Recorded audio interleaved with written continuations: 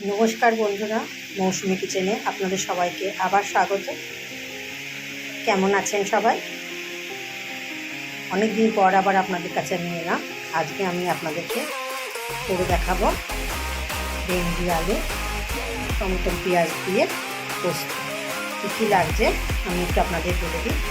আমি প্রথমে ভেন্ডিগুলোকে ভালো করে কেটে ধুয়ে নিয়েছি, আলুগুলো সরু সরু করে কেটে নিয়েছি, সাথে নিয়েছি পেঁয়াজ কুচি, টমেটো কুচি, পোস্ত, কাঁচা লঙ্কা, সামান্য আদা দিয়ে বেটে নিয়েছি। আর তার সাথে থাকছে নুন, হলুদ আর সামান্য পরিমাণে মিষ্টি। যারা মিষ্টি না খান তারা মিষ্টিটাকে স্কিপ করে নেবেন। চলুন দেখতে থাকুন পুরো ভিডিওটা। ভালো লাগলে লাইক, শেয়ার এবং কমেন্ট করবেন। আর সবসময় আপনারা আমাদের পাশে থাকবেন। একটু অসুবিধার জন্য আমি ভিডিওগুলোকে কন্টিনিউ করতে পারিনি, তাই আপনাদের কাছে আবার আমি এসেছি। আমার ভিডিওগুলোকে আবার দেখবেন, নতুন করে লাইক করবেন, কমেন্টস করবেন কে কোথা থেকে দেখছেন।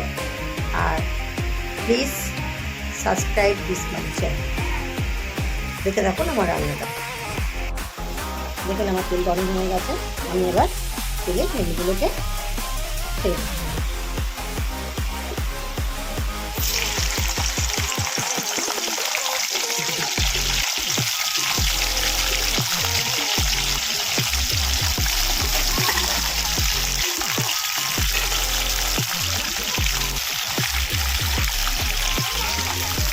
ভেন্ডিগুলোকে একটু ভালো করে, একটু নাল থাকে এবং একটু ভালো করে নুন দিয়ে সামান্য হলুদ দিয়ে ভাজবো।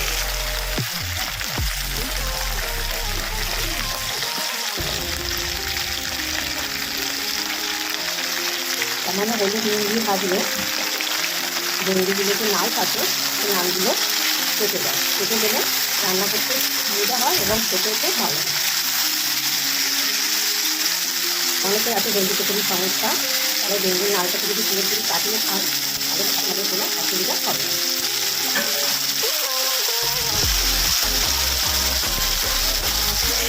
ভেন্ডিগুলো কোনো সময় ঢেকে ভাজবেন না, তাহলে একেবারে নরম হয়ে ফুটতে যাবে। তরকারি করলে ভেন্ডিগুলো গলে যেতে পারে। এবং ভেন্ডিগুলো আলগায় হাতের চেষ্টা করতে সময়। যখন ভেন্ডিগুলো ভাজছি, ভেন্ডির নালগুলো একেবারে নাল কেটে গেছে, আর সামান্য একটু ভাজবো। ভাজলে তারপর ভেন্ডিগুলো পুরোপুরি ভাজা হবে। ভেন্ডিগুলো আমার ভাজা হয়ে গেছে। এবার ভেন্ডিগুলো আমি তেল থেকে আলাদা করে তুলে রাখবো। একটু বেশি ভাজলে তরকারিতে না ভেন্ডিগুলো পুরো পুরো যায়, সবুজ সবুজ থাকলে দেখতে ভালো লাগবে। আর সবুজ সবসময় আমাদের খুবই উপকারী। ভেন্ডিগুলো ভেজে আমি তুলে নিয়েছি। এবার আমি পাতলা পাতলা করে কেটে রাখা আলুগুলোকে এবার ভাজবো। আলুগুলো এমনি ভাজবো, তাতে আমি হলুদ নুন কিছু দেবো না, মানে ভেন্ডি ভাজার সময় কড়াইতে তেল দিয়ে আসছিল, তাতেই ভাজা হয়ে যাবে।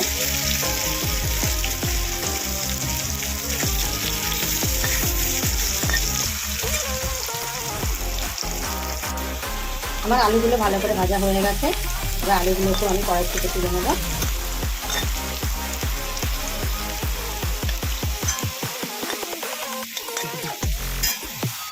যেহেতু আলু ভেন্ডি ভাজার পরে তেলটা অনেকটাই কমে গেছিলো, তাই আমি আবার এতে 2 চামচ তেল অ্যাড করেছি।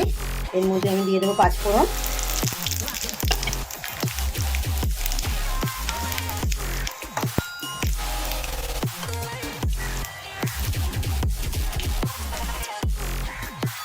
পাঁচফোড়ন থেকে সুন্দর একটা গন্ধ বেরোলে আর পাঁচফোড়নটা ভাজা ভাজা হয়ে গেলে তার মধ্যে আমি দিয়ে দেবো পেঁয়াজ কুচি।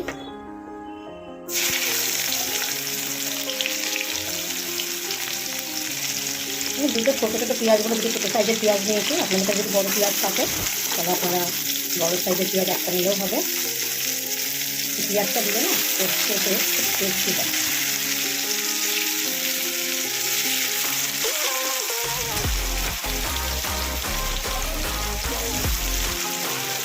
পেঁয়াজটা একটু গরম হোক। পেঁয়াজটা একটু ভালোভাবে ভাজতে হবে, একদম পোড়ালেও হবে না, একদম আবার সাদাও ভাজবে না। পেঁয়াজের কাঁচা ভাবটা চলে গেলেই হবে। পেঁয়াজটা যদি একটু নরম নরম থাকে তরকারিটা খেতেও ভালো স্বাদ হবে।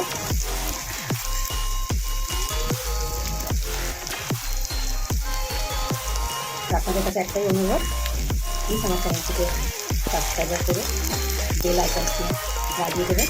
আমি আমার রেসিপি চেষ্টা করবো আপনাদের সামনে তুলে ধরার। দিয়ে দিলাম টমেটোটা, টমেটোটা একটু ভাজা ভাজা হলে আবার আমি পোস্তটা দিয়ে দেবো। এর মধ্যে দেবো আমি হলুদ, অনেকে পোস্ত ভাজা খেতে ভালোবাসেন, তারা হলুদ নাও দিতে পারেন।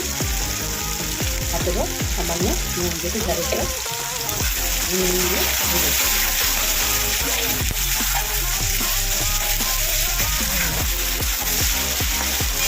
এবার আমি দিয়ে দেবো আমার একটু আদা কাঁচা লঙ্কা বাটা। আমি পোস্ত বাটিটা সামান্য জল দিয়ে দিয়ে দিই।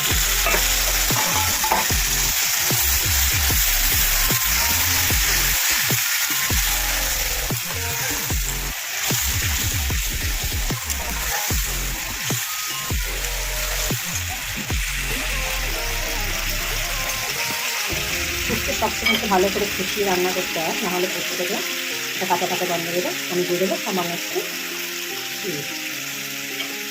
যে যেমন মিষ্টি খাবেন সেভাবে মিষ্টি দেবেন। যারা মিষ্টি খান না তারা স্কিপ করবেন মিষ্টিটাকে।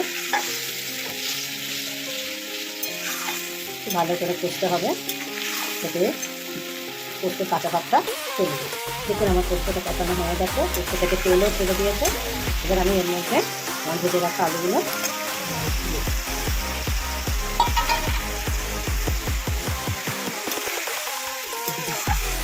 আলুটা দিয়ে সামান্য নাড়াচাড়া করে জল দিয়ে ঢেকে রাখবো।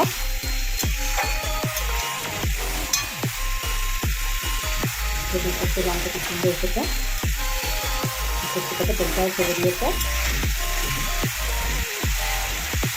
এবার আমি সামান্য জল দেবো যাতে আলুটা সেদ্ধ হয়ে যায়।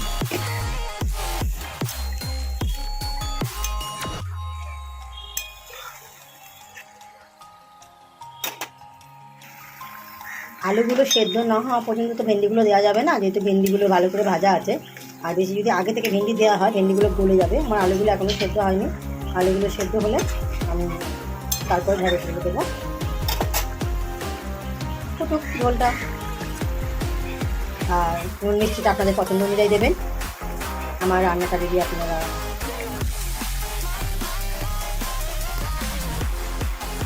আপনাদের সাপোর্টই আমার এগিয়ে যাওয়ার প্রেরণা। আপনারা আমাকে সাপোর্ট করবেন, আমাকে এগিয়ে যেতে সাহায্য করবেন এবং আমার সাথে থাকবেন, পাশে থাকবেন।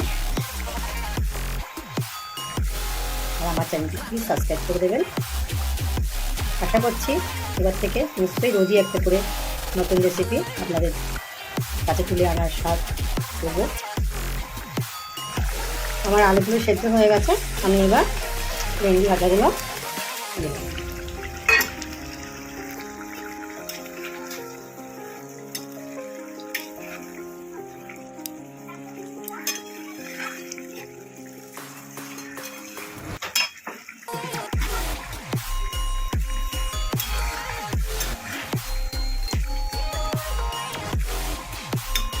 যেহেতু ভেন্ডিটা ভাজা ছিল ভালো করে, বেশিক্ষণ সময় লাগবে না ভেন্ডিটা সেদ্ধ হতে। দেখুন ভেন্ডিটা নরম হয়ে গেছে, আলুটাও সেদ্ধ হয়ে গেছে ভালোভাবে, কিন্তু এটা একটু শুকনো শুকনো হয়। যদি আপনারা গ্রেভি খেতে ভালোবাসেন একটু গ্রেভি রেখে দেবেন। আমরা মোটামুটি খাই বলে তাই এইভাবেই রেখেছি। একটু শুকনো শুকনো হলে তরকারিটা ভাত দিন খেতে খুব সুস্বাদু লাগে। এটিকে আপনারা পরোটা দিয়েও খেতে পারবেন, লুচি দিয়েও খেতে পারবেন।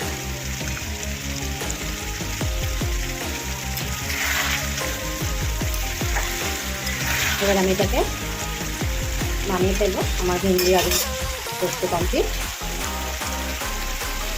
পুরো ভিডিওটা দেখবেন, আমার সাথে থাকবেন, পাশে থাকবেন, কমেন্টস করবেন কোথা থেকে দেখছেন, আর আমার চ্যানেলটি প্লিজ সাবস্ক্রাইব করে দেবেন।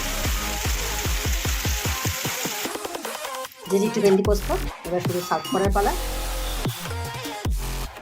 একটু খুব সুন্দর হয়েছে। আজকের মতন বিদায় নিলাম, আবার দেখা হবে পরের কোনো নতুন রান্না নিয়ে আপনাদের কাছে।